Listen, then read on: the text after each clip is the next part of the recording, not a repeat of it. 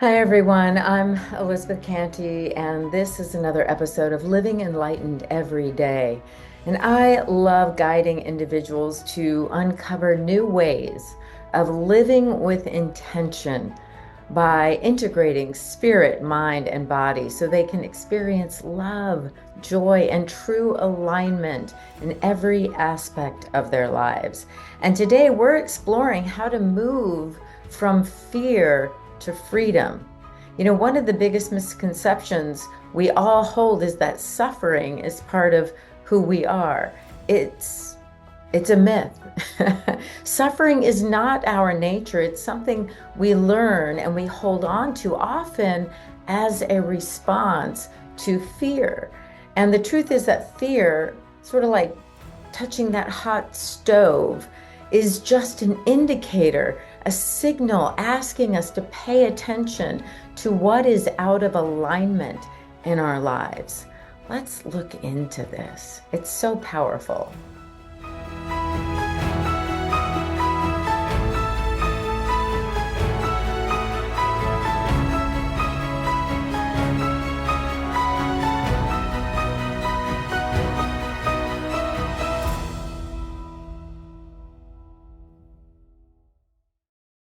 So before we dive in, I invite you to take this moment for yourself. Maybe close your eyes, take a deep breath, and let your thoughts settle. Allow your heart and mind to open to any new perspective and be fully present, ready to listen and to receive the message that resonates with you. This is for you today. I love helping people to love their life and live their passion because I see so many people suffering. And I'm going to use the word needlessly because suffering is not our nature. It's something usually that we learn, we've adapted to. It's a learned behavior in response to fear. Pain is a part of life, it's a part of the physical body, it's a part of being human. Pain is an indicator that something for our body is out of alignment. And the same is true about suffering. Suffering is the psychological response to not wanting, not accepting, not being in alignment with what is. Suffering is the resistance to being present to what is. And that resistance comes to us really often through fear.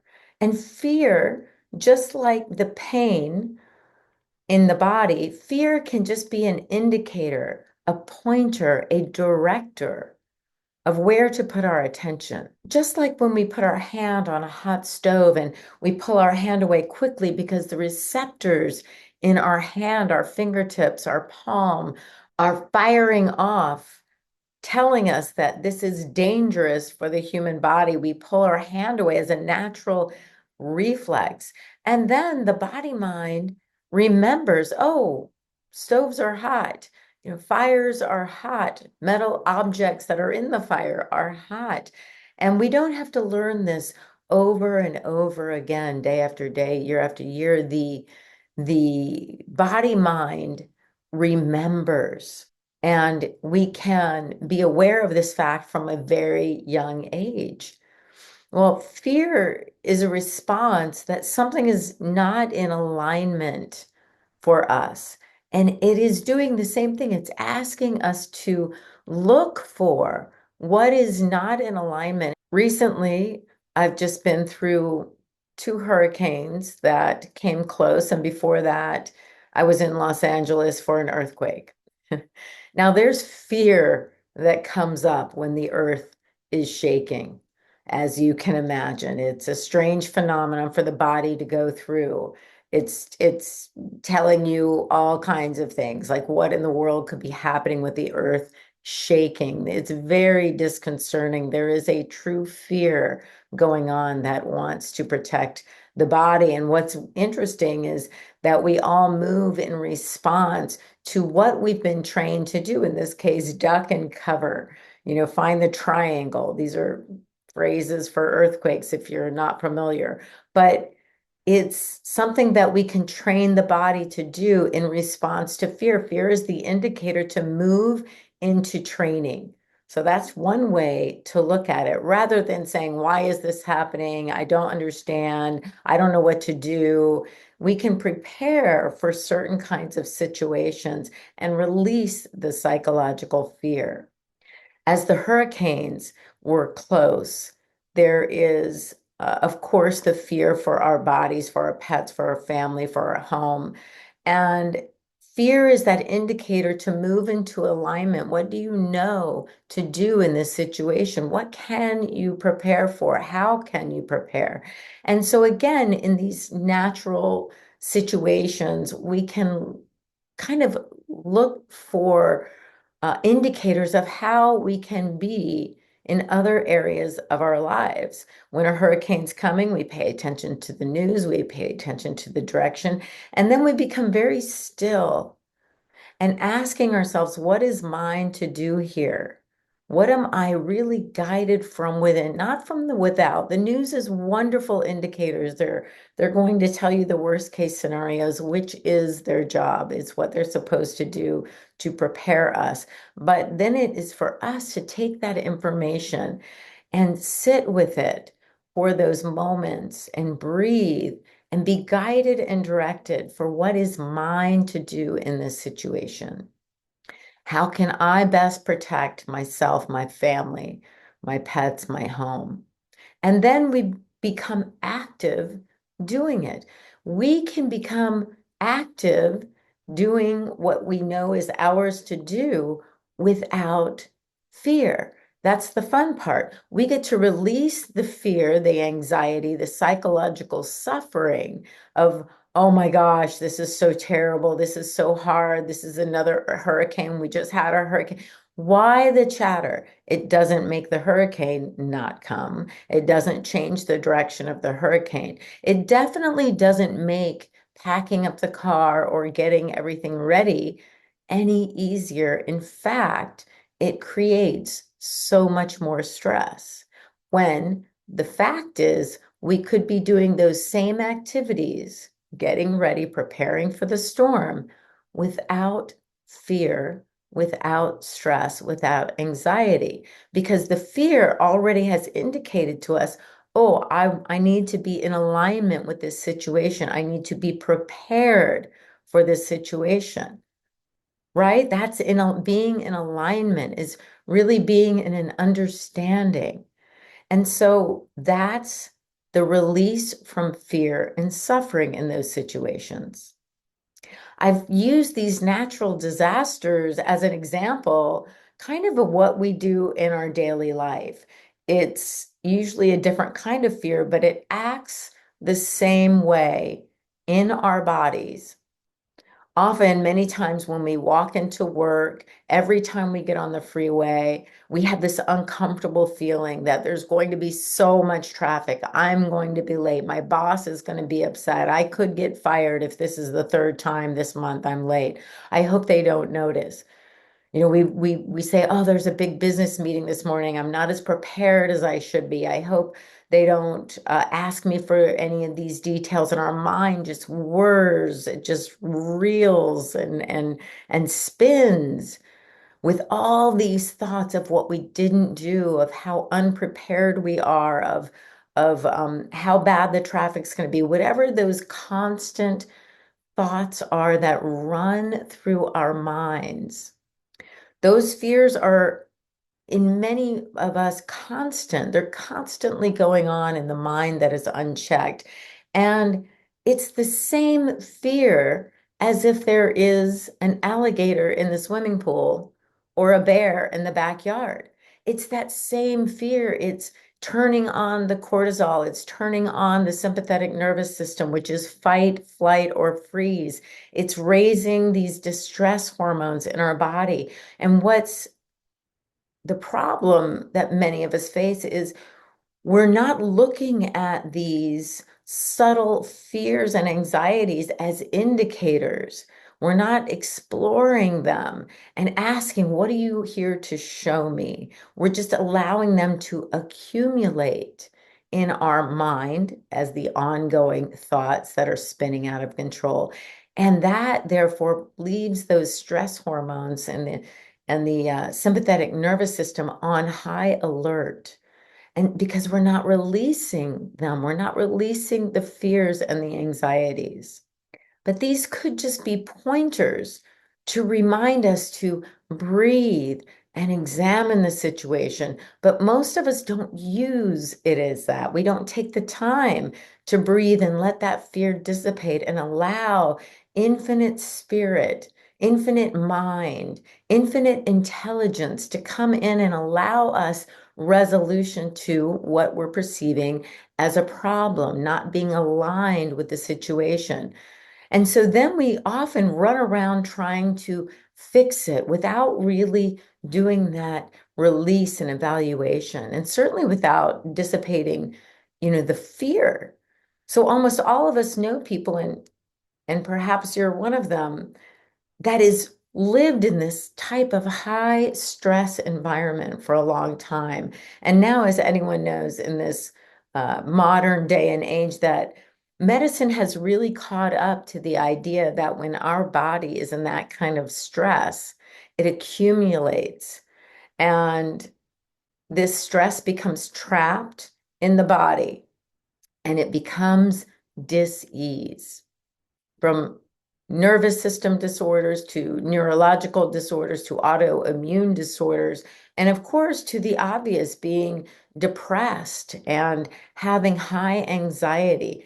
And again, rather than dissolving the fear or anxiety as it arises, and we'll talk about how in just a moment, but dissolving the fear as it arises and acknowledging and finding out, what is it telling me? What does this want to indicate to me? When we take time to do that, we come up with resolution to that problem or a dissolution to the problem. With a child who's not doing well at school, or with the boss who's not liking our presentations or our performance, with the spouse who's so busy we can never get their attention, and it's starting to shut us down. These are indicators of not being in alignment with something that is present in our lives. And it's asking us to turn within and first release the fear, turn within, and be guided and directed from within. There is a huge difference between fixing a problem through fear-driven action and finding true resolution through inspired action. When we are acting out of fear, it's called reaction. We're quickly trying to fix or change the situation by tweaking things here and there. But this approach rarely resolves or dissolves the underlying issues. Fear-driven action only masks the problem temporarily, leaving us, more anxious, more stressed, and in many ways, because we know the problem hasn't actually been resolved, we're waiting, sadly, for the next wave to hit us because we didn't take the time to dissolve the issue, the problem. Inspiration, however, comes from that deep place, that deep sense of knowing. It is the core of who we are. And when we take the time to be still, to breathe, and to listen to the guidance of spirit, we're led to true solution, resolution, and dissolution of the problem. Inspired action can't come from a place of fear. The two cannot reside simultaneously. True dissolution comes from a deep sense of knowing. In other words, it comes, this idea, this answer, this action comes, and it's, yes, we make the phone call, we do the activity, we engage others, whatever it is, and it feels good. When we act from inspiration, the problem dissolves, and we find ourselves moving into new circumstances that feel aligned and empowering for us. We're now standing in that integration of spirit, mind, and body. There's no resistance, which means there's no fear. This is the difference between, fixing and healing. I was recently reminded in a talk with Evan Alexander that healing comes from the same root word as whole. And so we become whole in our resolution of a situation. We're aligned with it. We're in communion with it. Healing is transformational. So, how do we begin to release fear and step into our power, step into freedom, into inspired action? And I've talked briefly about it, but there's some practical steps we can take to start dissolving fear and living in alignment with the truth of our being. We, as I mentioned, acknowledge fear as it comes up. It's a beautiful indicator. It's a beautiful pointer, just like the hand on a stove. If we didn't have that, we would be badly injured. So fear is that indicator. Hey, pay attention. Look, just like pain in the body is an indicator.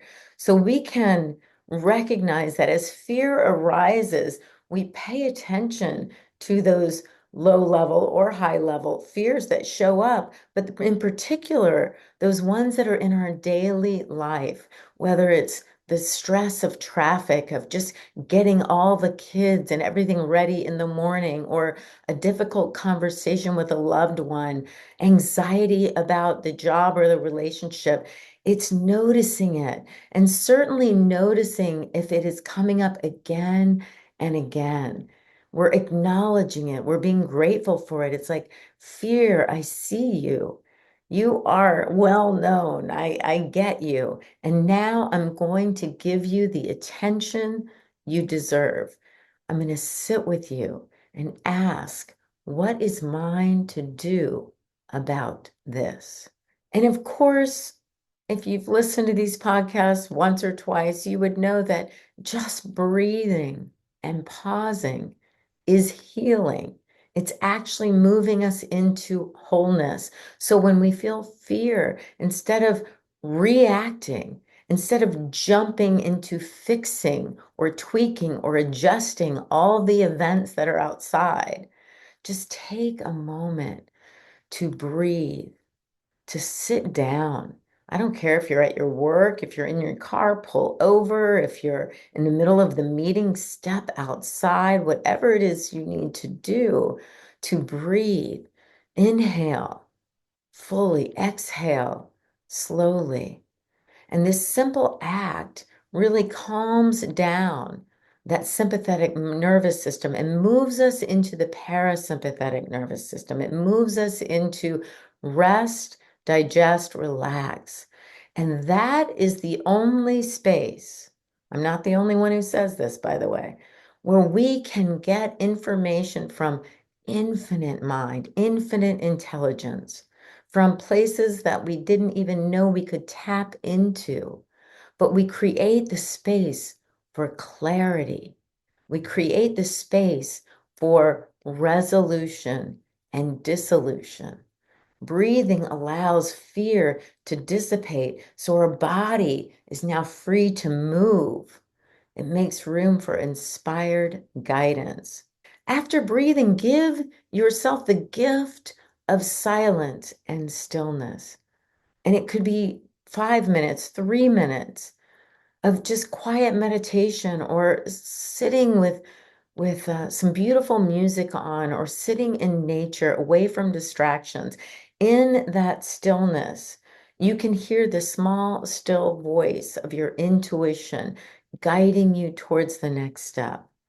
And it's so much more powerful. It's so much more clear after we've dissolved the fear and stepped into silence. And then we are always, always held in alignment. Our body, our mind, our spirit is always moving us into alignment. It's like when we're riding a bike, when you first learn how to ride a bike, if you lean a little too far left, you're falling over. Too far right, if you turn the handlebars too far right, you will fall over. But learning to ride a bike we're never perpendicular. We're never perfectly straight. What we are is constantly adjusting. We're moving back into alignment, back into center. And that's what we're doing in our daily lives. It's like riding a bike. We're never going to, if we don't want to just fall over with dis-ease and discomfort, if we don't want to just be completely absent and hiding in our room, that balance is these little adjustments every day of acknowledging anxiety, acknowledging fear, and acknowledging resentment, acknowledging resistance, and then being still, breathing, being still. And guess what? In that stillness is the inspired action. It's the adjustment we need to take to bring us back to center, to bring us back to alignment, being our authentic self, expressing everything that we need and want to express. So once we found the center, we allow ourselves to be guided by inspiration, in spirit. And spirit is another name for breath. It's the Latin root for breathing, for breath. It's breathing in, breathing out, being in spirit, inspired. And what is spirit? This alignment with ourselves guiding us to do. What steps feel aligned with our highest good in this situation? And we begin to act from that place of knowing, not guessing. We're not running around trying. We're actually acting on inspired thought without attachment to outcome. Now we talk about that a lot, but no attachment to the outcome. People may not like what we have to say. People may not like what we have to do. People may not like the decision we make.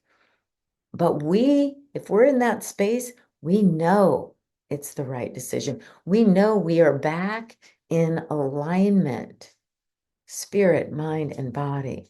So when we act from inspiration, the result will always be for our highest good. And even if we can't see it, even if they can't see it, it's for the highest good of everyone concerned, because that's the nature of our connection with ourself and everyone else, even when it doesn't look like what we've expected.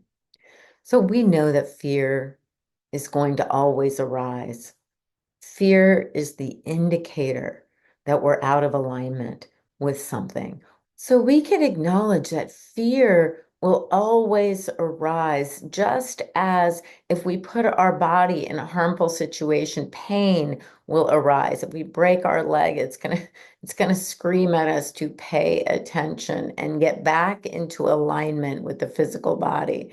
Well, fear arises. It's part of the human experience, and it's an indicator, a pointer to move ourselves into alignment and experience the freedom of choice within it. Just fear will always arise. It is part of the human experience. It's meant to be an indicator, a pointer directing us to be still and find the way to move us back into alignment. When we allow ourselves to release the fear, then our body stays clean, free of dis-ease, and our mind does not accumulate that psychological suffering. Why is this always happening to me? Why do I always have a terrible boss? Why is the traffic always so bad? We stop with the negative thinking, and we learn that fear does not have to control us. Those low-lying negative thoughts don't have to overrun us. Fear doesn't have to accumulate in us. When we learn to see fear as the indicator rather than something to be trapped in, to be stuck in, or contracted in, we open ourselves up to greater possibilities. By acknowledging fear, by acknowledging it, we have the opportunity to breathe through it, dissolving the fear itself and turning to spirit for guidance to dissolve the situation that brought about this fear. We take inspired action that moves us closer to our alignment with our true nature in any given situation. So this week, I just invite you to examine, the ways fear shows up in your life. And of course, when I talk about fear, there's the great big fears of hurricanes and earthquakes, medical diagnoses, and those are, of course, again, part of the human experience. And it's the same process of letting that go to honor what it is we need to do with those. But the low level fear is really causing so much suffering for so many of us, so many of our family, our friends, our neighbors. When we're going to work every day feeling stressed and anxious, when we're just with our families trying to get everybody ready for school or ready for their sports, or when we're trying to even plan a vacation, when everything becomes very stressful, it's an indicator that we're out of alignment and that low-level stress is building. We just need to release it, let it go. So examine the way that fear is showing up in your life. Is it the small fears in your daily routine, or some bigger imagined fears of the future? Just notice them with compassion and curiosity. Just breathe with them, and then you'll breathe through them and give yourself that moment of stillness to be without the fear, and allow the wisdom, the guidance, the inspiration to come through you to guide and direct you into your next wonderful activity. So I invite you this week to do just that. So take that breath, find the stillness, and live enlightened every day, regardless of the circumstances you find yourself in. If you like this video, if you found it helpful, please hit the like button. It means a lot in getting this video and others like it out to the people who are really looking for it. And hit the subscribe button. You'll see all the videos that are coming out, and share it with a friend. Maybe they are ready to move beyond that fear that causes suffering in their life and to stand in alignment with their true nature. Are you ready to elevate your life? In my award-winning book, Living Enlightened, The Joy of Integrating Spirit, Mind, and Body, you'll find inspiring, practical tools to integrate spiritual principles into your everyday life. Whether you're seeking inner peace, clarity, or a deeper connection to yourself, this book is your guide to unlocking true joy, wholeness, and happiness. You can get your copy at Amazon today and start living enlightened every day. Find out more at elizabethcantey.com. Thanks for watching.